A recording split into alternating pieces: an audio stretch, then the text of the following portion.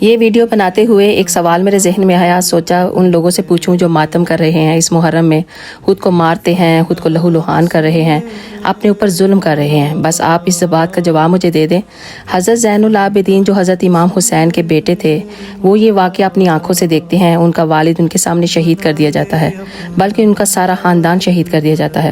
پھر اس واقعے کے بعد 40 برس تک وہ زندہ رہتے ہیں، جس میں 40 دفعہ محرم بھی آتا ہے۔ کیا انہوں نے اپنی زندگی میں ایک بار بھی اپنے آپ کو زخمی کیا، اپنے آپ کو کوڑے مارے، ایسے ماتم منایا انہوں نے؟ جو آج یہ لوگ حضرت امام حسین کے محبت کے دعوے کر رہے ہیں اور خود کو مار رہے ہیں، کیا یہ لوگ حضرت زین العابدین سے بھی زیادہ محبت کرتے ہیں، حضرت امام حسین سے؟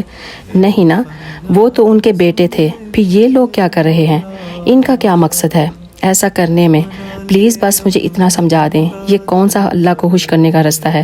خود کو مارنے والا، پیٹنے والا، بس اتنا میں جاننا چاہتی ہوں، پلیز ضرور بتائیے۔